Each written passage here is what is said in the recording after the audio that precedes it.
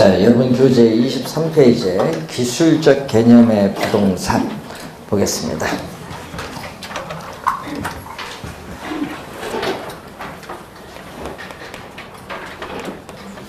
자, 우리가 복합 개념의 부동산에서 이 첫 번째가 이 기술적 개념의 부동산입니다.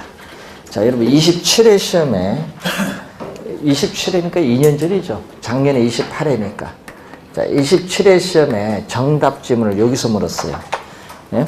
자, 이 기술적 개념의 부동산을 봤더니 우리가 자연, 그리고 공간, 위치, 뭐죠?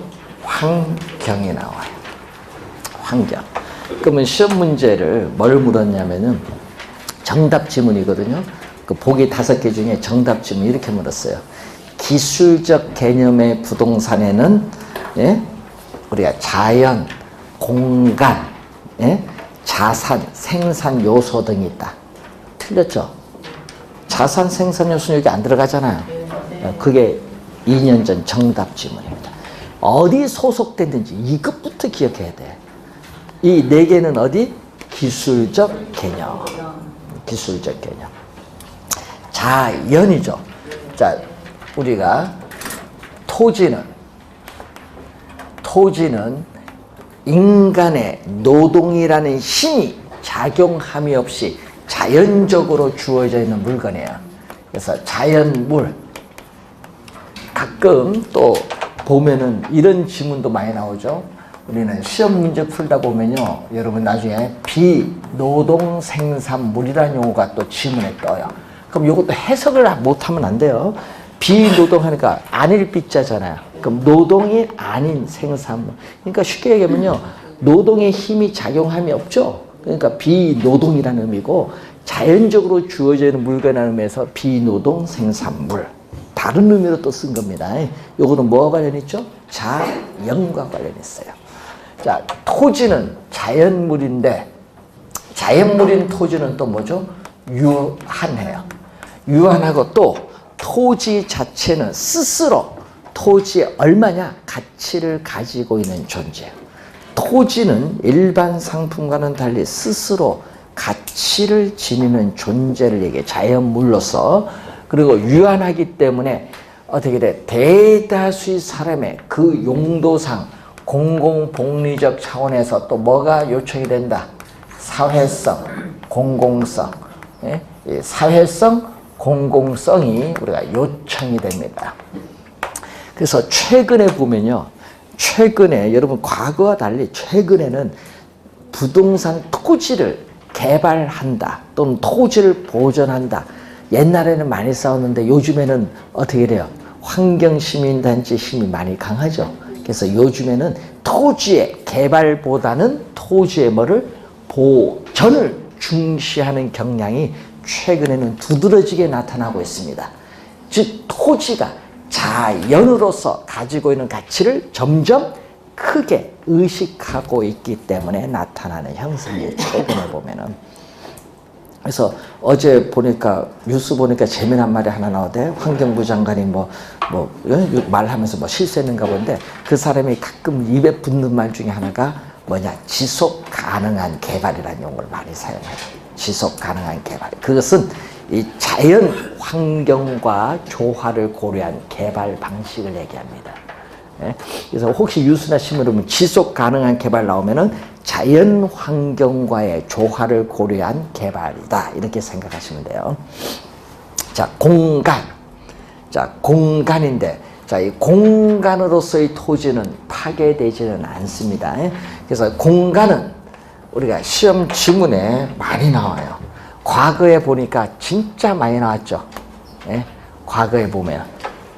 예? 13회부터 봐서 몇 회? 18회 계속 출제되다가 22회 시험에 한 번 또 출제를 했었죠. 공간. 자, 공간은 민법 제212조 조문을 보면 돼요. 자, 토지 소유권은 정당한 이익 있는 범위 내에서 토지의 상한 상하에 미친다. 상하의 동그라미일까요? 그 상하가 뭐를 의미한다? 공간을 의미한다. 그 상하가 뭐를 의미하는 개념? 공간을 의미하는 개념. 그래서 이 토지 소유권의 공간적 범위를 나타내는데, 자, 이 토지 소유권의 공간적 범위를 우리 뭘로 표현하고 있다? 우리는 입체적으로 규정하고 있다. 토지 소유권의 공간적 범위를 우리 민법 제212조에서 입체적으로 규정하고 있고, 또 우리는 재산권을 보장하는, 토지 소유자의 재산권을 보장해주는 법률적 근거를 제시해줘요. 자, 그러면은 이 토지 소유권의 공간적 범위를 한번 봐야 되는데, 여러분이 25페이지 보시면은 그림이 하나 나와 있습니다.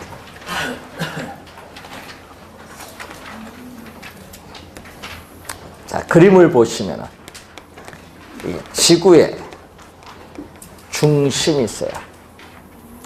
자, 지구의 중심인데 이 지표. 자, 여러분 지표상의 택지라든지 계곡, 수면 등과 관련되어 이해되는 개념. 24페이지 맨 위에 박스를 보시면 되겠죠? 그걸 뭐죠? 수평 공간이라고 해요. 수평 공간. 자, 그리고 이 지표에서 지구의 중심을 향한 공간을 지중 공간이라고 하고, 또 지표상의 뭐 주택이라든지 건물, 기타 공중을 향하여 영장되는 일정한 높이 공간. 자, 일정한 높이 밑줄. 자, 24페이지 맨 위에 박스에 일정한 높이의 밑줄. 그게 바로 뭐죠? 일정한 높이의 공간이 공중 공간이다. 그럼 시험 지문에는 가끔 이렇게 나오죠. 공중 공간은 공중을 향하여 무한대로 확대되는 공간을 말한다면 틀려요. 무한대로 확대되는 공간이 아니라 일정한 높이의 공간에 한한다라는 거. 일정한 높이 주의 좀 해두시고, 밑줄 지금 그어놔야 나중에 시험에 나면 안 틀리지. 자, 그러면은 이 수평 공간은요, 수평 공간은 2차원적인 평면 공간이에요. 평면에 지중과 공중을 더해서 우리는 뭐라고 하냐면 3차원이다. 그래서 부동산 활동의 대상으로서의 토지는 3차원의 뭐다?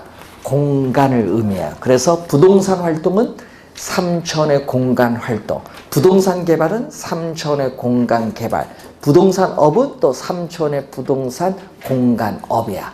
하여튼 공간자를 다 붙이면 돼. 부동산은 뭐야? 3차원의 공간이고, 또 무슨 공간? 입체 공간. 자, 요 시험 지문에 나왔을 때 요거 많이 틀렸어요. 입체 공간. 수평, 지중, 공중인데, 여러분 옛날 시험에 이렇게 나왔거든요. 지중과 공중 공간 요 두 개만 입체 공간이라고 출제했어요. 여러분 수평이 없는 입체가 어디 있어? 예? 수학의 기초를 모른다. 고등학교, 중학교, 초등학교 때 몇몇 입체 공간을 공부 안 한 거야. 예? 그래서 입체 공간의 개념. 시험 문제 우리가 14회 시험에 또 이거 정답으로 물었죠. 14회 또 17회 시험에 출제했습니다. 입체 공간. 3차원의 공간. 22회 시험에 출제했습니다. 우선 개념은 정확하게 기억을 좀 해두시면 되겠죠. 자, 그래서 여러분 교재 23페이지에 그걸 보시면 되는데, 그 밑에 23페이지 밑에 네 번째 보시면은 우리가 정당한 이익이 있는 범위라는 것은 바로 뭐죠? 이 사회적 통념이나 법이 허용하는 범위 내에서를 의미하는 거죠. 자, 그리고 거기 보시면은 우리가 지표에서, 여러분 이 지표에서 공중으로 몇 미터, 지하 몇 미터 구체적으로 규정되어 있는 것은 아닙니다. 그래서 구체적으로 규정되는 것이 아니기 때문에 토지 소유권의 구체적인 범위의 해석에 대해서는 밑줄 그어놨죠. 거기 보면 법원의 판단에 의존하는 경향이 있다. 색깔이 돼 있을 거예요. 중요 지문이라는 얘기입니다.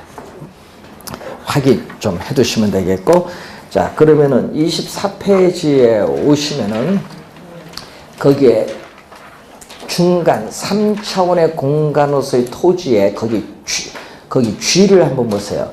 공간으로서의 토지, 3차원의 공간으로서의 토지는 지표뿐만 아니라 뭐 지하, 공중을 포함하는 무슨 공간? 입체 공간. 이 지문도 많이 출제되는 지문이에요. 자, 그러면 이제 한번 볼까요? 저 이제 그림 이제 들어가는데, 자, 이 지표 상에 있는 토지를 배타적으로 이용할 수 있는 권리를 지표권이라고 해요. 지표권. 뭐 여러분 건물을 건축할 수 있는 권리, 작물을 경작할 수 있는 권리도 지표권에 포함이 됩니다. 그러면 자, 이 지중 공간으로부터 어떤 이익을 획득을 하거나 또 토지 소유권자의 토지 구역상의 이 지중 공간을 이용할 수 있는 이 권리를 또 뭐라고 하죠? 지하권이라고 해요. 지하권. 자, 지하권이 있는데 요 빨간 요 선이 한계 심도를 얘기해. 한계 심도는 토지 소유자의 일반적 통상적 이용 행위가 예상되지 않는다. 토지 소유자의 통상적인 이용 행위가 예상되지 않으며 뭐 전철과 같은 이 지하 시설물의 설치로 인해서 일반적인 토지 이용에 지장이 없다고 판단되는 깊이, 지장이 없다고 판단되는 깊이를 한계 심도예요. 그래서 지표에서 몇 미터 결정되는 건 아니에요. 구체적으로 정해진 건 아니라는 거예요. 자, 그러면 이 한계 심도 빨간 선 요 밑에 여기서는 우리 뭐냐? 사적 지하권이라고 해요. 사적 지하권. 자, 여러분 지하에 있는 안반, 지하수 등은 토지를 구성하고 있는 본질적 부분입니다. 그렇기 때문에 토지 소유권의 내용에 포함이 돼요. 그러면 예를 들어서 지하수를 이용할 수 있는 권리도 토지 소유권의 내용에 포함이 되는 거예요. 그런데 요 밑에 있는 부분인데, 요 밑에 있는 부분은 우리가 공적 지하권이라고 하죠. 공적 지하권. 자, 공적 지하권인데 우리나라 광업법상 지하에 매장되어 있는 석탄, 석유, 금, 은 등과 같은 미채굴의 광물에 대해서는 국가가 광업권을 부여하는 권능을 가지고 있어요. 그렇기 때문에 우리는 토지 소유자의 권리가 미치지 아니한다. 요거 시험에 또 많이 나오는데 15회 시험에는 정답 지문으로 물었죠. 15회 시험. 그리고 15회 시험 또 우리가 17회 시험에 출제. 토지 소유자의 권리가 미치지 아니한다. 자주 또 출제되는 중요한 지문이에요.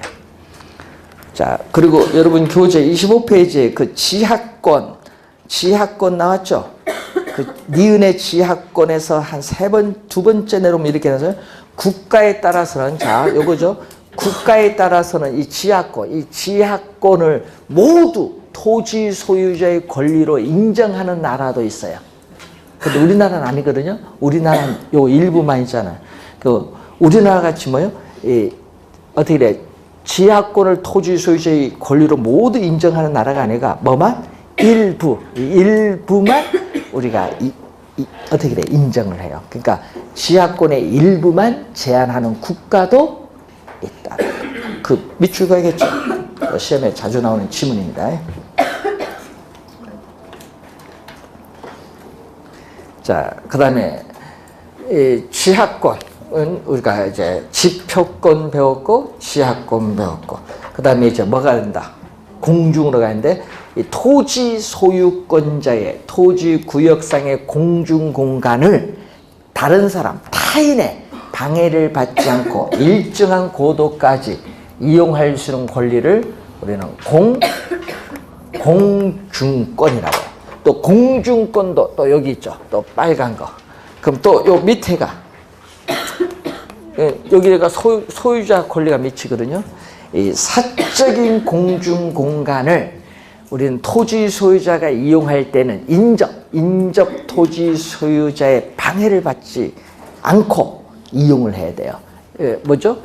우리는 사적인 공중권이라고. 이건 사적 공중권인데, 여러분 사적인 공중 공간을 이용할 때는 인접 토지 소유자의 권리를 방해해서는 안 된다. 방해해서는 안 돼요. 그래서 방해를 해서 우리는 법적인 분쟁이 많죠. 또 우리는 일조권이라든지 이 조망권에 대한 분쟁이 상당히 많이 나타나고 있다. 최근에 보면.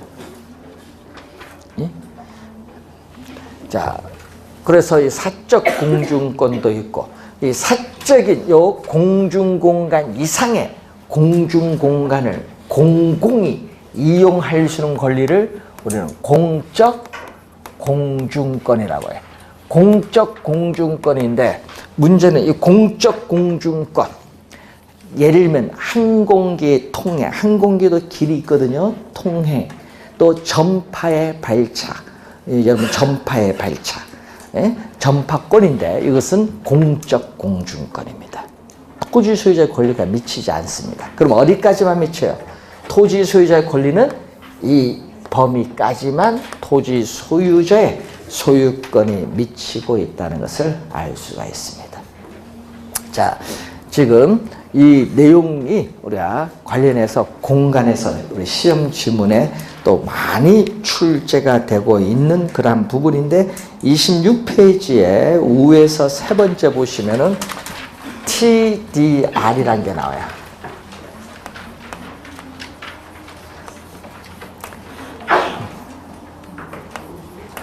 자, transferable, 이전할 수 있는 또는 양도할 수 있는, 번역을 하는 겁니다.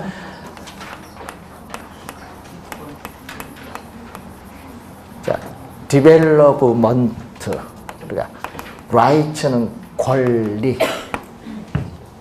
그래서 이거는 뭐죠? 개발권이야. 개발권. 그러니까 이전할 수 있는, 양도할 수 있는 개발권. 즉 이전 가능한, 양도 가능한 개발권으로 번역을 하는데, 문제는 이걸 약어로 어떻게 쓴다? 앞에 요거 약어로 써서 우리는 TDR이라고 해요. TDR. 자, 예를 들어서 토지 위에 우리는 도시의 전체로 봤을 때 허용되는 용적률로 봤을 때는 얼마? 15층을 우리가 건축을 할 수 있는데 규제를 해버려. 뭐를? 여러분이 이제 한 150년 전에 지어진 건축물로서 역사적으로 보호 가치가 있다. 그러면 보존을 해야겠죠. 철거하지 않고 보존을 해야 되니까 규제를 해버리는 거야. 그러니까 이때는 15층을 지을 수 있는데 몇 층만? 역사적 유물 보존이나 문화재를 보호하기 위해서 몇 층만? 5층만 지을 수 있도록 규제를 해버려. 그러면은 여기는 뭐야? 15층을 지을 수 있는데 이 부분은 못 짓는다는 얘기죠. 문화재 보호에서 규제를 해버렸다. 그러면 어떻게 돼요? 요 상부, 요것만 건물 5층만 지을 수 있으니까 상부 요 위에 미이용 공간은 이용할 수 없어요. 그럼 이용할 수 없는 것을 어느 쪽으로 옮겨버려야 돼? 이게 토지인데 지금 15층까지 지을 수 있는데, 문제는 요 이용할 수 없는 부분을 어느 쪽으로? 규제를 받지 않은 다른 지역으로 이렇게 옮겨버려. 용적률을. 요걸 이쪽으로 옮겨서 허용해주는 제도를 TDR, 이전시켜버린다. transferable. 이전할 수 있는 개발권이다. 그래서 뭐 때문에? 이적은 규제, 뭐 문화재 보호라든지 규제로 인해서. 그래서 상부, 요 미이용 공간에 직접 시설물을 건축 우리가 할 수가 없어요. 규제로 인해서. 이때 상부 미이용 공간에 상응하는 이 용적률을 규제를 받지 않은 인근 지역으로 뭐 이전시켜서 개발을 허용해주는 제도를 뭐라고 한다? TDR. 요 개념을 우리는 13회 시험에 정답으로 물었어요. 요거 13회 시험 공중임대차 제도로 물었어요. 공중공간을 임대차하는 제도가 아닙니다. TDR. 이걸 13회 시험 정답지문으로 물었어요. 개념. 그리고 주의할 건 우리나라의 지적제도는 뭐죠? 수평, 공간 중심의 무슨 지적? 수평 지적이야. 우리나라는 이 수평 공간 중심의 수평 지적이에요. 그러니까 뭐죠? 지중과 공중을 반영을 하는 무슨 거죠? 입체 공간에 대한 지적이 아니다. 우리는 입체 지적이 아니에요. 수평 지적이라는 거 주의해야 돼요. 그래서 우리나라에서는 수평 공간 중심의 지적 제도이기 때문에 입체 공간에 대한 공시 기능이 상당히 미진하다는 문제점을 가지고 있다. 그래서 여러분 우리 특히 임야 거래를 할 때 보시면요, 우리가 오차가 좀 많아요. 예? 여러분이 그래서 항상 뭐를 해야 돼? 측량을 통해서 토지 거래할 때 확인을 해야 돼요. 뭐를 통해서? 인공위성을 통해서 쫙 입체 공간적으로 딱 확인을 해서 요까지는 내 땅에다 명시를 잘 해야 돼요. 여러분 특히 강원도 쪽 가서 임야 거래할 때 보면요, 너무 틀린 게 많아. 소유권 범위가 불분명한 게 옛날 걸 해놨잖아요. 그래서 여러분 항상 그걸 인공위성을 통해서 거래할 때 확인을 딱 해서 명확히 여기까지는 내 땅, 이걸 해야 돼요. 비용은 좀 들어가겠죠? 근데 그 비용보다 땅값이 더 나올 거예요. 자, 우선은 공간을 한번 봤습니다. 공간. 자, 그러면 위치로 갑니다. 자, 우리는 위치는 고정되어 있어요. 그래서 위치의 유용성, 입지 조건이 이 부동산의 가치를 결정하는데, 그럼 시험 문제는 또 우리 관련해서 절대적 위치. 여러분, 절대적 위치는 자연적 위치인데, 절대적 위치는 자연적 위치. 즉, 이 지리적 좌표로서의 위치는 고정이 되어 있어요. 그러면 지리적 좌표로서의 위치는 고정돼서 변화가 없다. 지리적 좌표로서의 위치는 고정돼서 변화가 없다. 이걸 우리 뒤에서 배우는 움직이지 않는 특성이에요. 네? 그래서 절대적 위치는 지리적 좌표로서의 위치는 고정돼 있지만은 뭐에 있어서 주변, 그 고정된 토지를 둘러싸고 있는 주변의 토지 이용 상황 등에 따라서 토지 가치는 변할 수 있다. 주변의 토지 이용 상황이 어떤가에 따라서 토지 가치는 상승할 수도 있고 하락할 수도 있어요. 변할 수 있어요. 가변적인데 이것을 우리는 전문용어로 뭐라고 하냐면 상대적 또는 경제적 위치라고 해요. 상대적, 경제적 위치. 그래서 여러분이 우리가 공간으로서 관련해서 우리는 토지의 가치를 판단하기 위해서는 절대적 위치보다는 뭐를? 상대적 위치를 더 우리는 고려해서 중시를 해야 됩니다. 자, 여러분 소비함으로써 얻는 만족을 뭐라고 해요? 효용이라고 해요. 자, 효용이 비슷하면 어떻게 돼? 여러분 주거용, 효용 비슷하면은 대체 가능하죠, 토지가. 그래서 이 효용이 비슷한 부동산 간에는 상호 대체 관계가 인정될 수도 있어요. 그리고 이 상대적 위치에 따라서는 부동산의 유용성이 차이가 있을 수 있어요. 차이가 있을 수 있지만은 효용이 비슷하면은 상호 대체 관계가 인정될 수 있다는 거죠. 그래서 이 지문은 또 13회 시험과 20회 시험에 출제된 지문. 자, 우선 입지에서도 좀 중요하니까 위치 용어 좀 기억해 두시고, 자, 26페이지 중간에 보시면은 외국인이 나와요. 알프레드 마샬은 우리는 위치의 가치로서 허드는 접근성을 가지고 도시 토지의 위치의 중요성을 강조를 하고 있습니다. 그래서 이 허드란 학자는 토지 가격 집가는 불로소득인 경제지대라고 하죠. 바탕을 둬요. 불로소득. 그리고 이 경제지대는 위치가 유리한가 불리한가 위치에 의존하고, 위치는 편리함에 의존하고, 편리함은 도심으로부터의 거리인 가까움, 즉 접근성에 의존한다고 주장한 학자가 바로 허드입니다. 허드. 예? 그래서 이건 또 두 학자는 지대 이론에 가면 또 배우시는 학자고요. 자, 그리고 또 우리 위치를 공부할 때는 또 근접성은요, 실제 거리를 얘기해. 그러니까 근접성은 실제 거리, 즉 우리가 물리적 거리에 뭐죠? 가까움. 자, 이 물리적 거리에 가까움, 실제 거리를 얘기하는데 이걸 우리는 절대적 거리라고 하죠. 절대적 거리인데, 그래서 이 근접성과 또 뭐는 다르다? 접근성은 달라요. 자, 접근성은 우리는 어떤 물건과에 있어서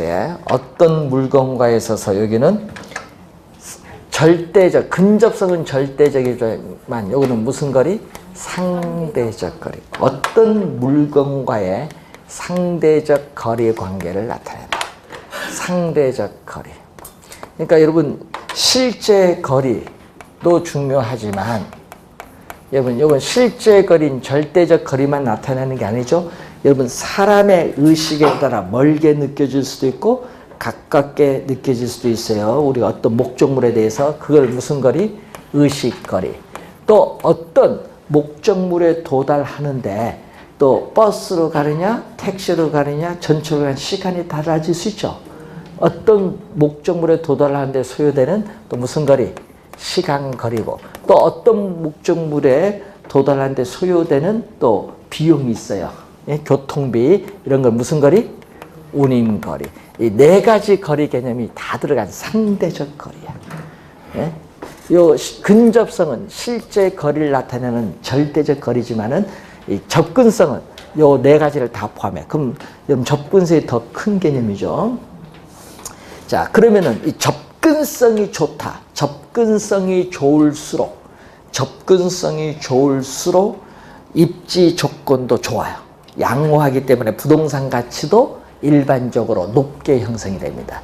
자, 그런데 접근성의 특징을 보면은 접근성이 좋을지라도 접근의 대상 물건이 위험이나 혐오의 대상 물건이라면 오히려 부동산 가치는 하락할 수도 있다. 감가 요인이 돼. 가치가 감가 요인이 된다.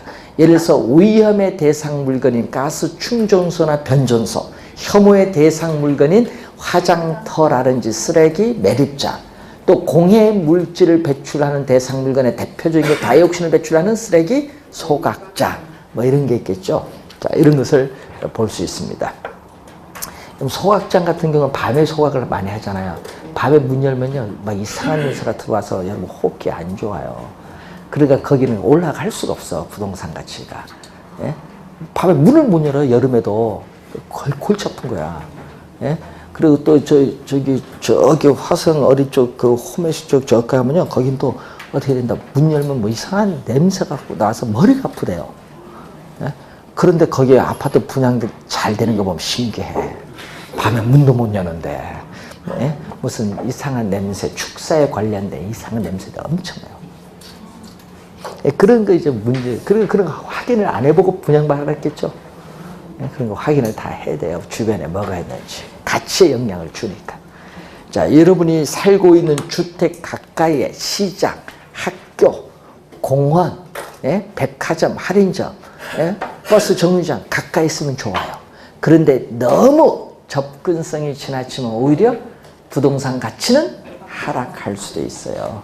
자, 여러분, 시장이 주택 가까이 있으면 좋은데, 예를 들어서 시장 안에 주택이 있으면은 시장 내 각종 쓰레기 악취, 소음 등으로 해서 오히려 주택 가격은 하락할 수도 있어요. 자, 거리가 가까우면은 또 접근성은 좋아요. 근데 항상 좋은 건 아닙니다.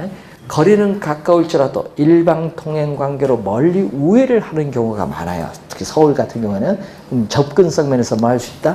불리할 수도 있어요. 자, 용도와 접근성을 보면은 부동산의 용도에 따라 접근성의 중요성과 평가의 기준이 달라지는데, 자, 여러분 교재 27페이지에 거기에 중간에 보면 이런 얘기가 나와요. 위치의 가치를 우리 판단하는 데 평가하는 기준은 그 위치가 가지고 있는 용도, 내지는 유용성, 입지 조건을 또 기준을 해. 유용성 또는 입지 조건을 기준으로 평가의 기준이 되는데, 자, 주거용 부동산인 경우에는 주택을 소유하여 생활함으로써 느끼는 만족도인 뭐죠? 쾌적성을 중심으로 판단하죠. 쾌적 가치가 높으면은 부동산의 가치도 높게 평가되는 경향이 있어요.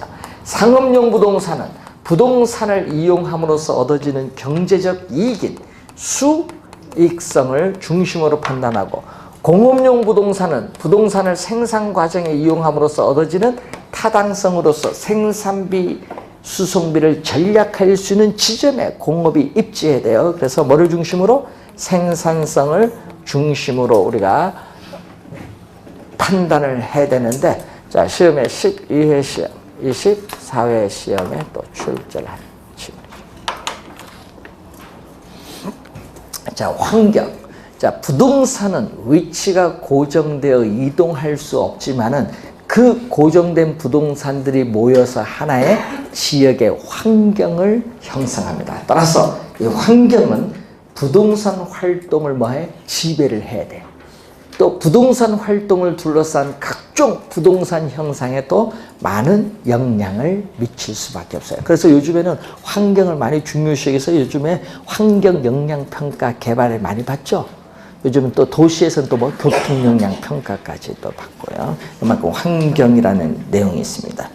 자, 여러분 교재 28페이지 오시면은 경제적 개념의 부동산.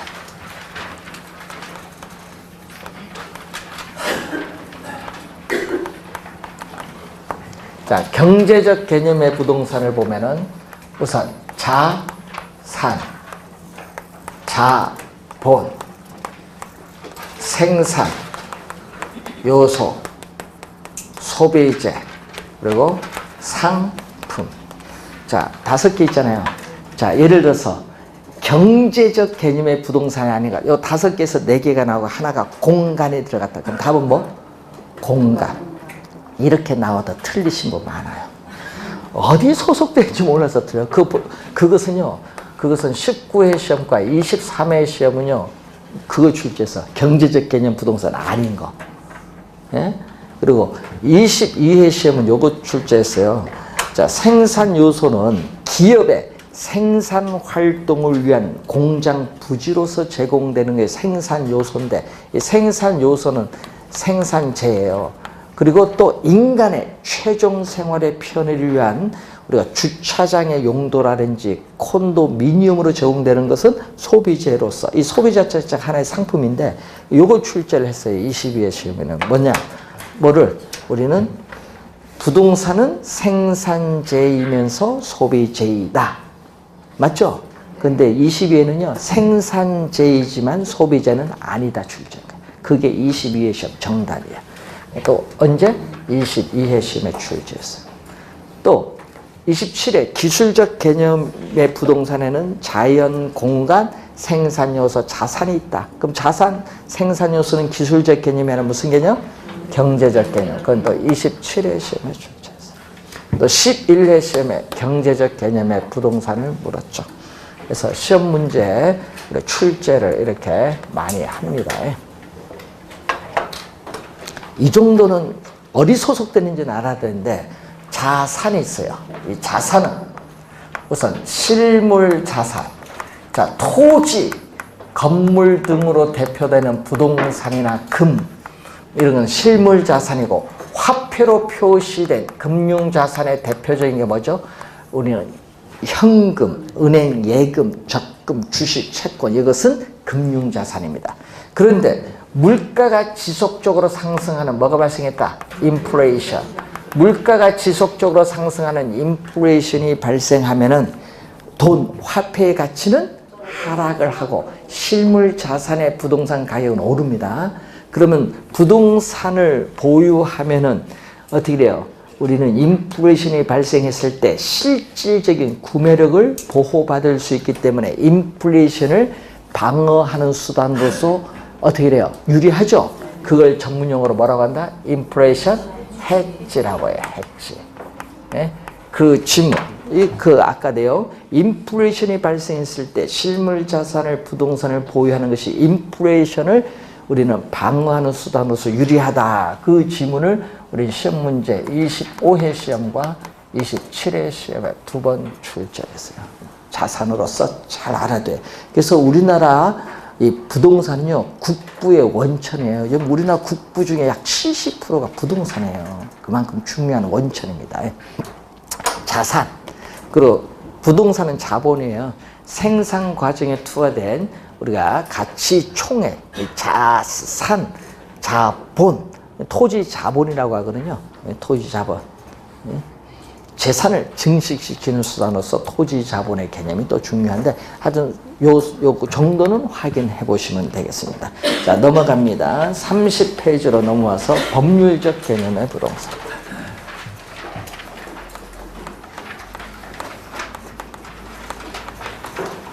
자, 법률적 개념의 부동산인데, 자, 그러면은 올해 시험에 복합 개념이 출제할 거 아니에요? 복합 개념 기술적, 경제적, 법률적. 여기서 이제 출제는 하긴 해요. 그래서 부동산에 뭐를 묻는다? 개념을 묻는 문제가 원래 출제를 해요. 시험 문제 다음 중 부동산의 개념에 관련된 어떻게 돼요? 설명 중 틀린 것을 묻을 거 아니에요. 부동산 개념에 관한 설명 중 틀린 거 이렇게 출제할 거 아니에요. 그럼 그 보기 중에 기술적, 경제적 지문들이 들어오고 법률적 지문이 들어와서 묻는다는 얘기예요. 자, 그럼 법률적 개념을 한번 보면은, 자, 법률적 개념은 우선 우리 여러분이 뭐 10회 시험에도 그렇게 나오고, 예? 또 22회 시험에도 이렇게 나왔죠. 넓은 의미로 출제를 했어요. 넓은 의미는 또 뭐라고 한다? 광의. 11회 같은 경우는 광의. 이렇게 또 출제를 하죠. 광의의 부동산. 예? 넓은 의미 부동산을 광의. 넓은 의미 부동산, 광의의 부동산. 자, 그리고 또 22회와 10회 시험은 또 뭘로? 아까 좁은 의미로 또 출제를 하고, 또 27회라든지 뭐 15회 이런 때는 뭘로 출제하는데 좁은 의미를 협의 이렇게도 또 출제하죠. 그래서 협의의 부동산, 예? 협의의 부동산과 뭐를 더해준다? 준 부동산을 더해준다. 협의 부동산과 준 부동산을 더해서 광의 부동산이란다. 이것도 시험에 잘 내요. 예? 자, 이때 준 부동산은 부동산으로 의제 간주한다. 의제 간주한다. 의제 부동산이라고 하죠. 자, 그러면 좁은 의미 부동산은 민법 제99조 제1항이에요. 자, 민법 제99조 제1항이 바로 뭐가 되죠? 우리는 자, 여러분이 토지 및 그 정착물, 하여튼 시험에 많이 나오죠. 토지 및 그 정착물을 말한다. 예? 우리가 10회 시험, 15회 시험, 22회, 27회 시험. 요 지문을 그래도 출제하죠. 그러니까 간단해요. 좁은 의미 부동산은 토지 및 그 정착물을 말한다. 이렇게 출제를 하는데, 자, 민법 조문을 가지고 정의를 내리고 있기 때문에 뭐라고 한다? 민법상 부동산.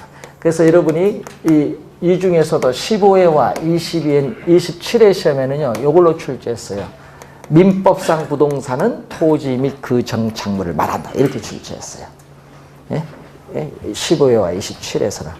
좁은 의미 부동산을 다른 말로 민법상 부동산이다. 그럼 시험 문제 이렇게 또 낼 수 있어요? 현행 우리나라 민법상 부동산이 아닌 걸 물어요. 그렇게 물을 수도 있고. 그러면 민법상 부동산은 뭐죠?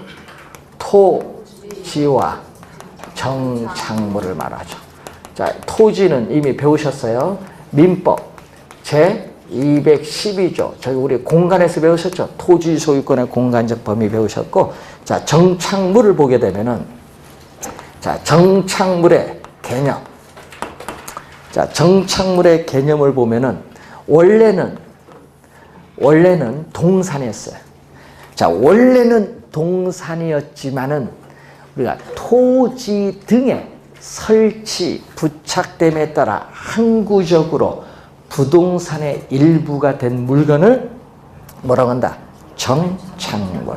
그러니까 이 항구적으로 우리가 결합 사용돼서 부동산화가 된 토지의 계량물 자체를 뭐라고 해요? 정착물이에요. 그게 그런데 문제는 이 토지에 부가가치, 토지에 부가가치를 더한 항구적 또는 영구적이라고 하죠. 항구적, 영구적인 토지 계량물을 우리는 정착물이죠. 자, 우리 건국대학교 조주영 교수 교재에 나와 있는 책인 지문인데 14회 시험에 또 출제를 해요. 지문. 디귿은 우리 사회 경제적 면에서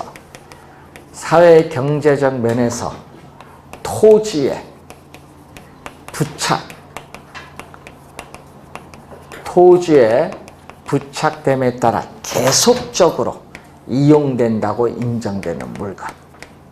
자, 계속적으로 우리가 이용되는 거예요. 이용된다고 인정되는 물건을 정착물.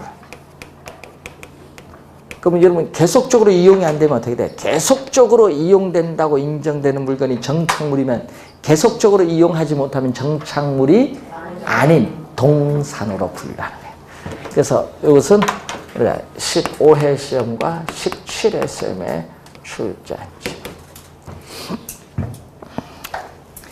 자, 정착물을 우리는 종류를 보면은 토지와 우리가 분리하여 우리는 서로 다른 독립된 부동산으로 간주되는 뭐가 있어요? 독립정착물. 토지의 일부로 간주되는 종속정착물이 있거든요. 자, 그것은 또 17회 시험에 출제됐죠. 독립정착물, 종속정착물로 이렇게 나눕니다. 자, 이 독립정착물은 또 우리는 25회 시험에 이렇게 나왔죠. 토지의 정착물 중 독립된 것, 독립된 것이 아닌 걸 물었어요. 25회 시험에. 그러면 토지와 독립된 게 뭐죠? 토지와 우리가 서로 다른 독립된 부동산으로 간주되는 독립정착물의 대표적인 게 우리나라, 일본은 뭐죠? 건물. 건물은 건축물 대장에 별도로 등기를 할 수 있다. 건축물 대장에 별도로 등기를 할 수 있어요.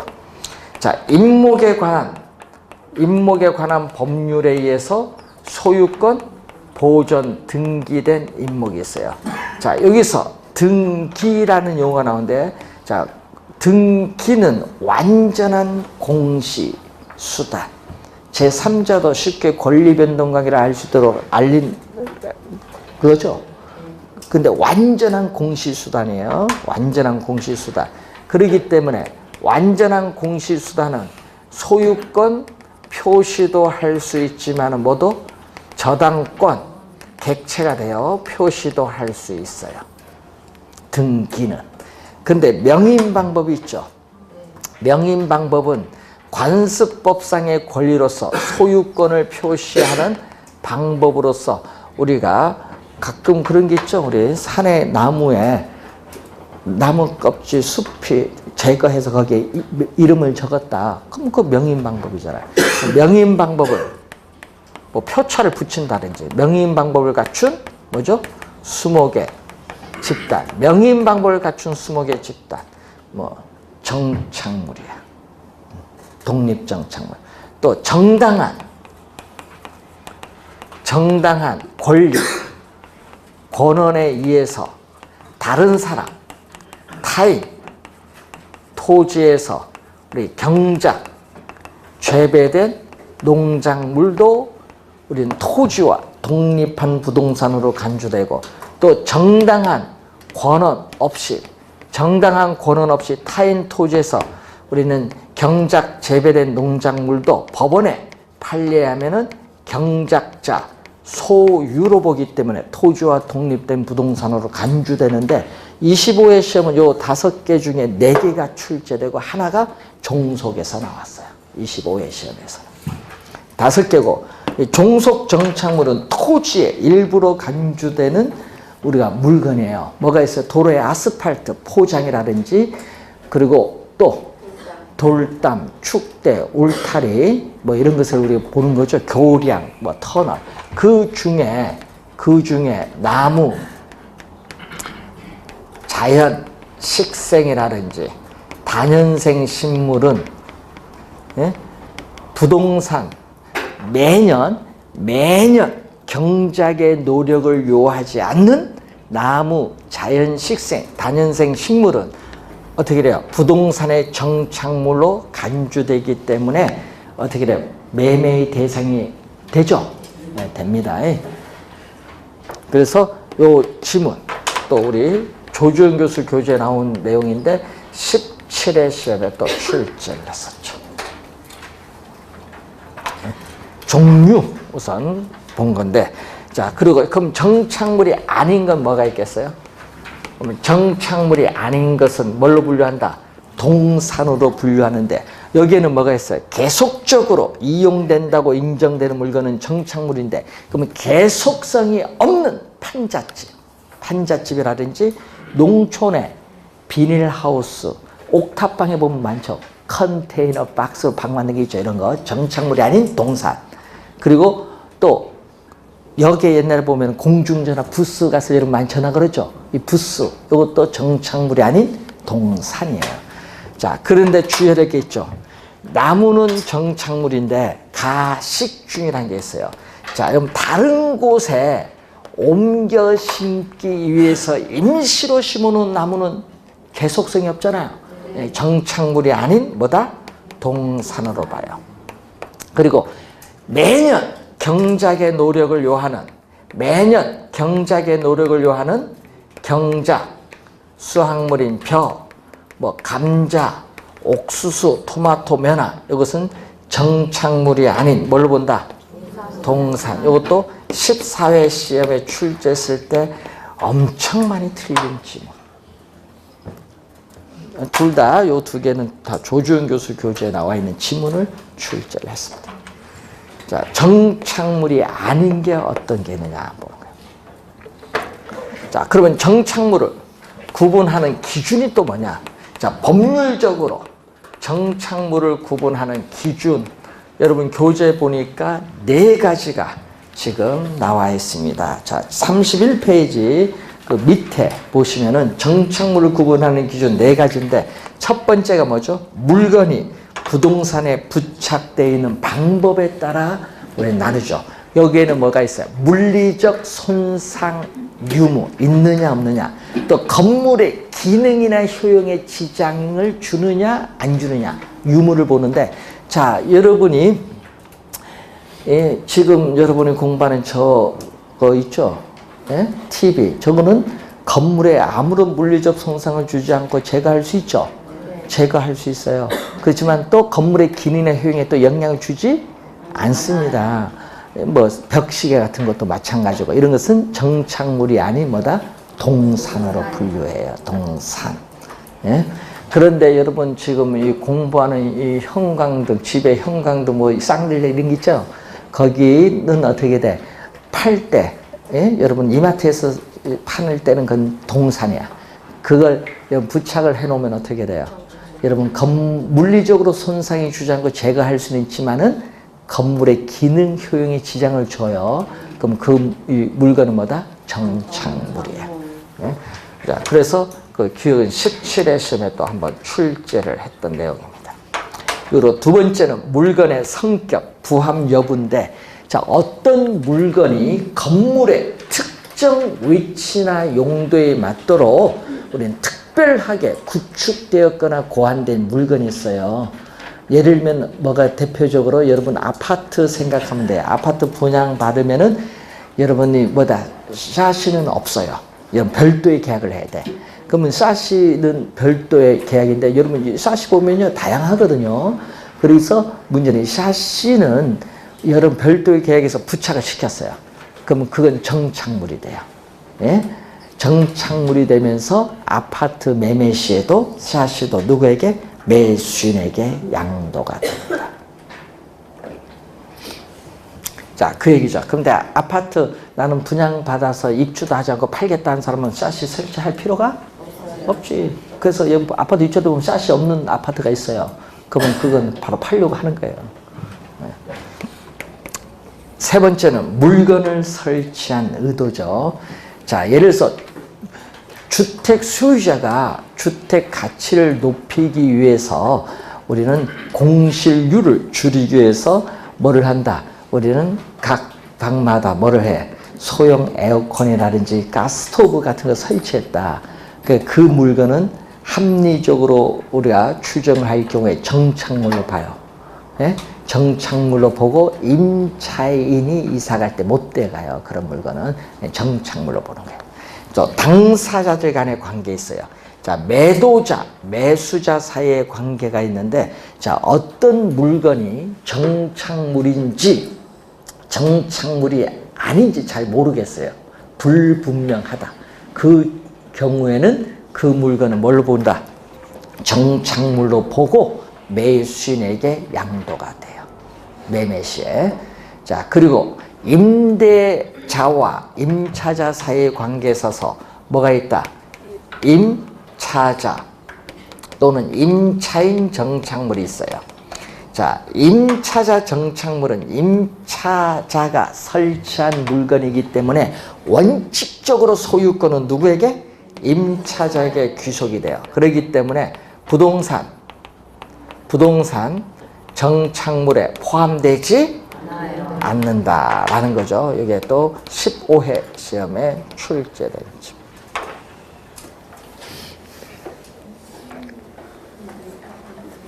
작년 감정평가사 시험에도 임차자 정착물이 나왔어요. 정답으로. 임차자 정착물은 부동산 정착물이 아니라는 거. 자, 여러분 상가, 임대차 계약을 맺었을 때 임차인이 상품을 디스플레이, 전시하기 위해서 진열대를 설치했다. 그럼 임대차 계약 만료 시에는 임차인은 그 진열대 가져갈 수 있죠? 그건 정착물이 아닌 동산, 임차인 정착물. 그런 것을 잘 확인해 두시면 되겠습니다. 정착물을 구분하는 기준에 대해서 살펴봤습니다. 자, 잠시 쉬고 준부동산부터 보겠습니다.